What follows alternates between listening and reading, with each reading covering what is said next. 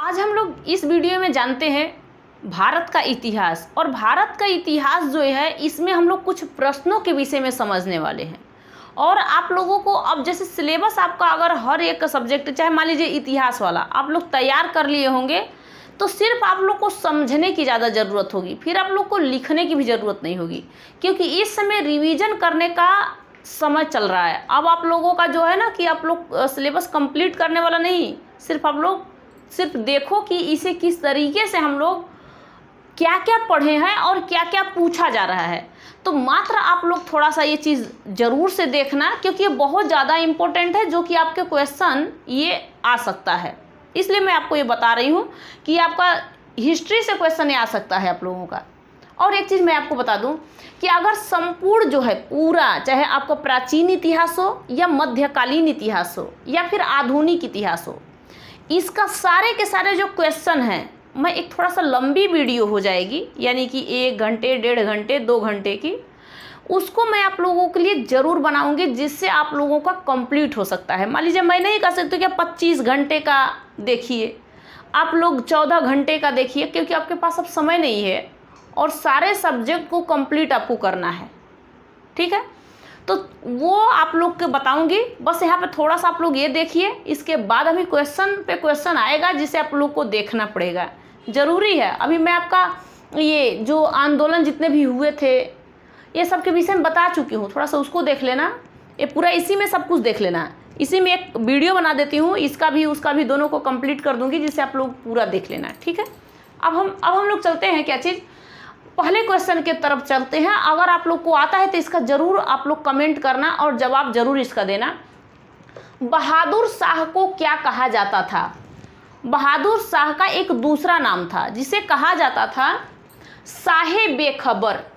ये बहादुर शाह जो था ये मुगल साम्राज्य का शासक था, लेकिन इसे क्या कहा जाता था? इसे शाहे बेखबर कहा जाता था। लेकिन क्यों कहा जाता था इसे? यानी इसको किसी चीज़ से बेखबर था, मतलब ऐसा तो नहीं था, लेकिन इसे शाहे बेखबर कहा जाता था। मस्त आदमी था ये, इसलिए इसे कहा जाता था शाहे बेखबर। ठीक है, दूसरे क्वेश्चन के तरफ चलते हैं। फर्रुखसियर को क्या कहा जाता था? यानी कि उसका दूसरा नाम फर्रुखसियर का क्या था? यानी फर्रुखसियर तो नाम था, मुगल साम्राज्य का यह शासक था फर्रुखसियर, लेकिन इसको लोग क्या कहते थे? तो इसको कहते थे घृणित कायर। क्यों इसे कायर और घृणित क्यों कहा जाता था? क्योंकि एक बंदा ये ऐसा था कि इसको एक बार बहुत बड़ा फोड़ा फुंसी हुआ था। फोड़ा जानते हो ना, जैसे घाव बना ले, कहीं भी बनाया था इसको। अब ये ठीक नहीं हो रहा था और इसने बहुत सारे डॉक्टरों को दिखा लिया, ठीक नहीं हुआ। लेकिन एक अंग्रेज़ डॉक्टर आया और उसने इसका दवा कर दिया। तो इसने पूछा कि तुझे क्या चाहिए? तो उसने कहा था कि देखिए मुझे क्या चाहिए, अंग्रेज़ी था और भाई मौके का तो फ़ायदा अंग्रेज़ों को उठाने की ज़रूरत थी। वो कहा कि हमें व्यापार करने के लिए एक लिखित प्रमाण दे दीजिए। तब इसने एक लिखित प्रमाण दिया था। जिस तरीके से हमें मैग्ना कार्टा मिला है, इस तरीके से व्यापार करने के लिए इसे लिखित प्रमाण दे दिया था, तो ये फर्रुखसियर ही दिया था। तो ये तो आपको समझ में आ गया। भारत में पुर्तगाली का वास्तविक संस्थापक किसे माना जाता है?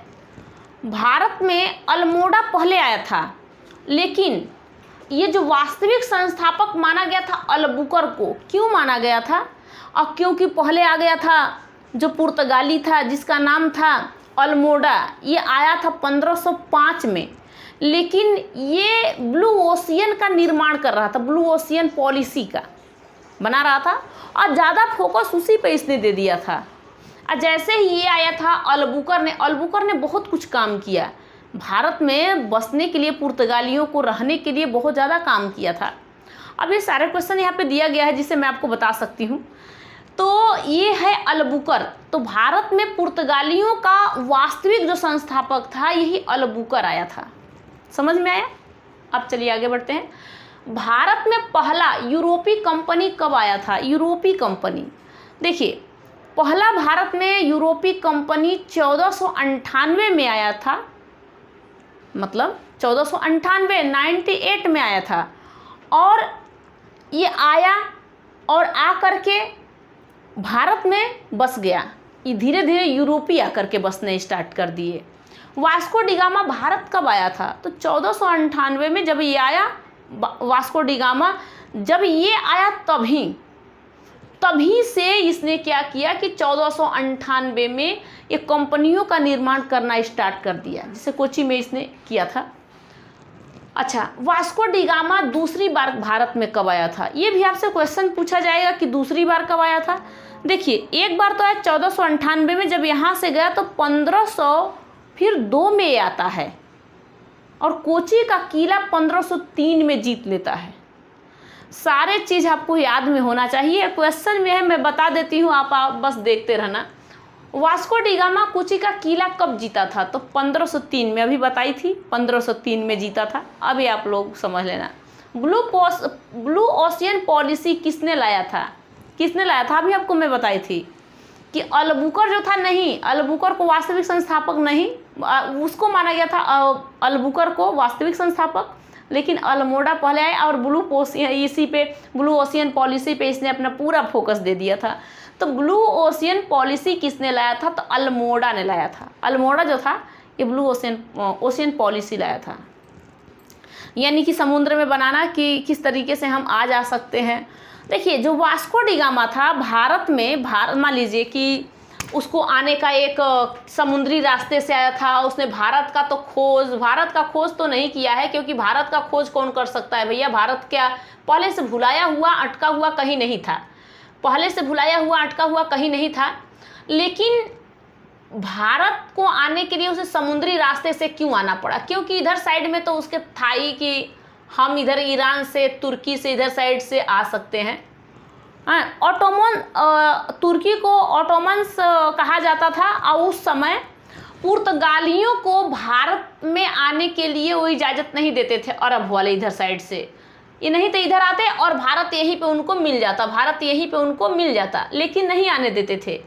तो जब ये चले थे वास्को डी गामा, तो कैसे चले थे? तो ये समुद्री रास्ते होते हुए यहाँ पे होते हुए ये ऐसे यहाँ पे आए, दक्षिणी नोक पे, ये किसके? अफ्रीका के, और यहाँ से किसी भारतीयों से मिलान हो गई और यहाँ तक पहुँच गए भारत में। यानी कि जमोरीन ने इनका स्वागत किया था। जो जमोरीन था ये भारत में इनका स्वागत किया था, बहुत अच्छे तरीके से इनका स्वागत किया था। ठीक है, ये समझ में आया।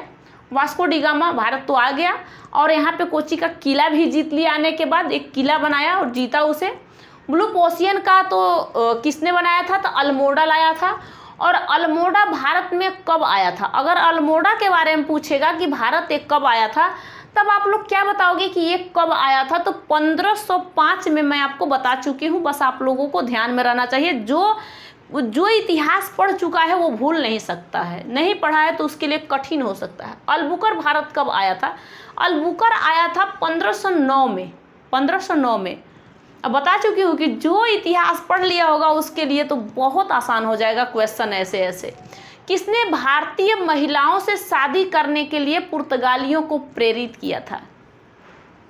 अल्बुकर। जब भारत में अल्बुकर आया तो इसने सती प्रथा को हटाया। इसने समाजवादी लागू किया था कि किस तरीके से समाज को चलाना चाहिए। इसने सती प्रथा को हटा दिया था।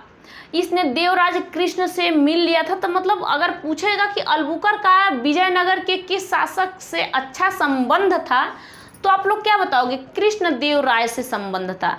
ये विजयनगर, जो बहमनी विजयनगर के विषय में आप लोग पढ़े होंगे, तो बहमनी और विजयनगर में विजयनगर का जो शासक था जिसका नाम था कृष्ण देव राय, अकबर भी इसी के बारे में लिखता है कि ये बहुत प्रतापी शासक था।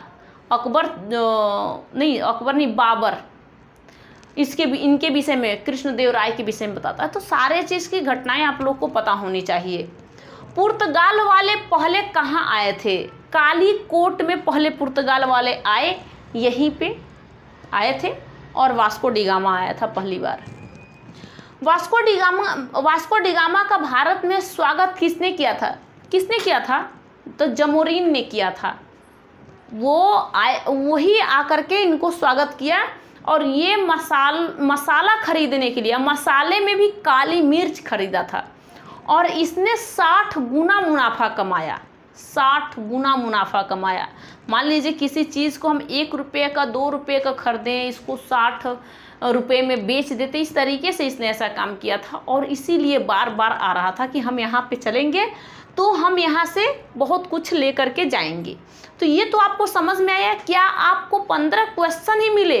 इसमें से आपको बहुत और कुछ मतलब सारे क्वेश्चन मिले होंगे। तो क्या आप लोगों को इतना समझ में आया? क्या आपके लिए इतना ज़रूरी है कि ये आप बहुत बड़ा एक वीडियो बनाऊं जिसमें सारे के सारे मैं आप लोगों को बता दूं, सारे जो जितने भी हुए थे, चाहे प्राचीन इतिहास हो, मध्यकालीन इतिहास हो, आधुनिक इतिहास हो, सबके सारे क्वेश्चन। तो एक बार आप लोग कमेंट में करके भेजना, जिसको मैं देखने के बाद वैसे बड़ा सा वीडियो एक लेकर के आऊँगी। जो आपका मन रहेगा मैं वही आप लोगों के लिए वीडियो लाऊँगी। यहाँ तक तो आपको समझ में आया होगा।